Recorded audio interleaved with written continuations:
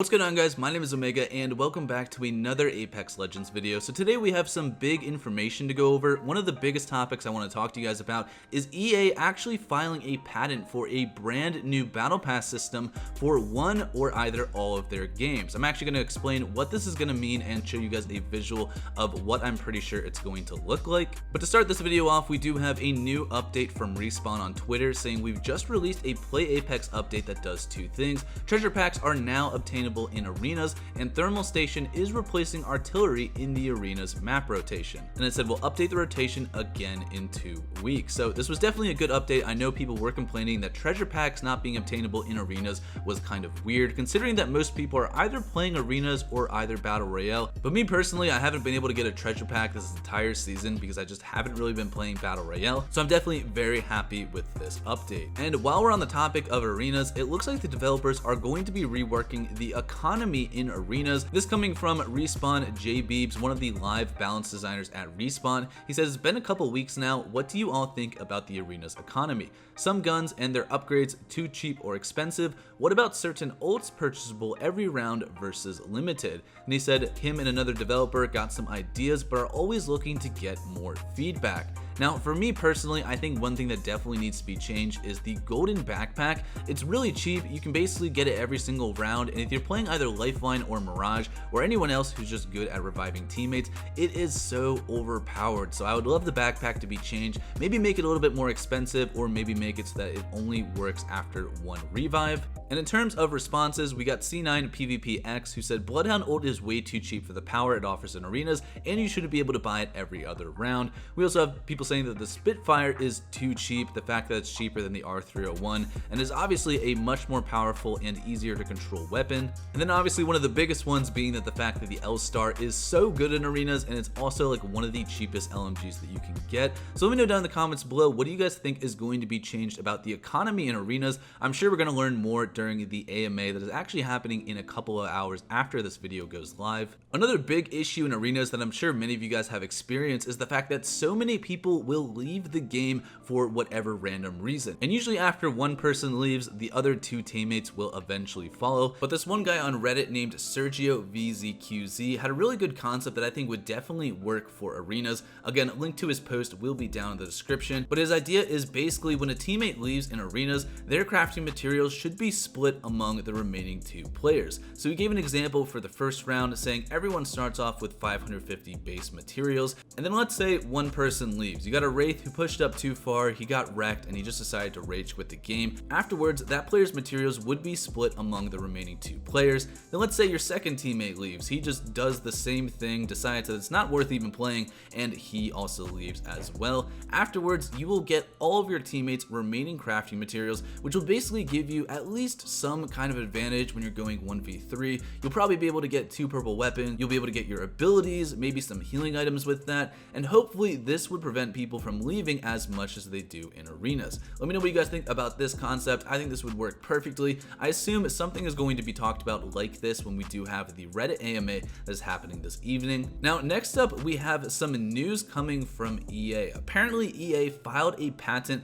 for a brand new kind of battle pass system for one or all of their games. Now, I'm pretty sure this is going to be specifically for Apex Legends because the name of the person who filed the patent actually has a Twitter profile that says they're currently working at Respawn on Apex Legends. But the description of this battle pass system, and I'll actually show you guys a picture of what I'm pretty sure this is going to be like, is as follows. So they said the seasonal reward system can provide users with a non-linear map that allows the users to choose how to progress through the reward map when advancing or leveling up a virtual character or user account within the video game. The virtual map can provide a visual representation of a non-linear pathway or tracks that a user can follow based on how the user would like to proceed and what types of rewards the user prefers to unlock. The reward map provides a series of reward nodes connected by links, resulting in a plurality of pathways or tracks that a user can select during advancement within the game. The user can select individual reward nodes when the virtual character levels up and progress along a pathway on the virtual map. Alright, and to give you guys an example of what I think this means, first off, I just want to show you what the Season 9 Battle Pass looks like. Obviously, you start at Tier 1, you get some level levels, you move on to tier 2, then tier 3, tier 4, you go on till you reach tier 110. Well, with this new system, it's going to make it kind of a little bit different. I actually drew up a very professional looking graph right here just to kind of show you what this new layout might look like. So I read through this patent and I tried my best to design this how the patent describes it. Basically, what they said in the patent is that you have two different start points, and you basically have kind of like this, it's almost like a board game almost for a battle pass, and you have different pathways that you can take to unlock different things. So say for example, your two start points are A and B. With A, you start off getting a legend skin, and with B, you start off getting a gun skin. Then as you progress, you can choose which ways you actually want to go. Say you start with the legend skin, you go up here, get your banner, maybe you go to the left, get your gun skin, get your charm, and then your Apex coins, or you could just go straight up and get another legend skin.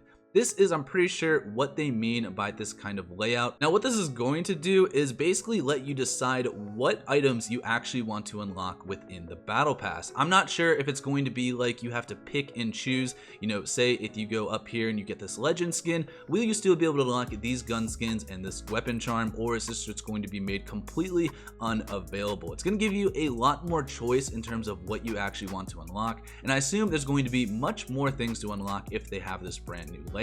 Now, one thing that they could do, and I have this covered up right here, is let's say they add a kind of like exclusive area that you can go through in this new battle pass system. So say you get to right here and you have two different points that you can actually go. Maybe this first path is going to be the free path right here. You know, you can just go along and unlock whatever is going to be available in these tiers. But let's say there is another exclusive tier that you could get. Maybe you have to spend legend tokens, or maybe it costs an extra amount of Apex coins, and you might get some even better loot down here. But what I imagine they're trying to do is have more possibilities for how you actually level up the battle pass, and I'm sure they're also looking for even more ways to monetize the current battle pass system.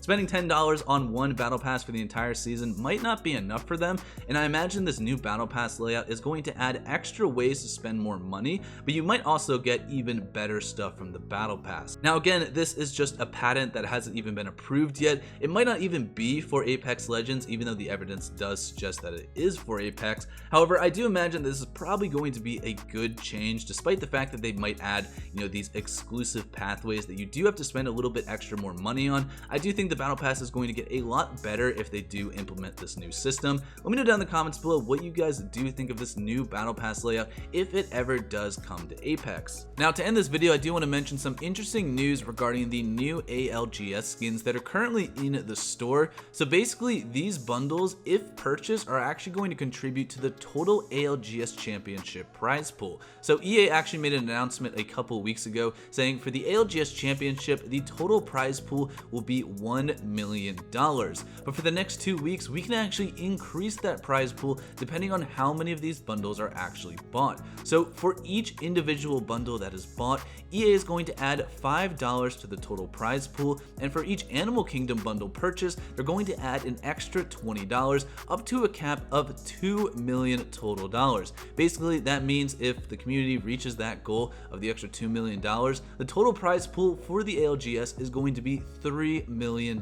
So that's going to be huge, not only for the Apex Legends competitive scene, but it's also just going to bring a lot more viewers over to Apex Legends just because this prize pool would be so high. So let me know if that's going to change, whether you guys actually pick up some of these bundles or not. I imagine a lot of people are going to, just because the skins are actually really good. The price is okay. It's like $25 for a skin, banner, and weapon charms, and then you can get all of the bundles together and you save about $10 in total. So let me know what you guys think about that. Hopefully you guys did enjoy today's video. Make sure to drop a like and subscribe to the channel if you're new, but I will see you guys all on the next one. Have a great day. Peace out.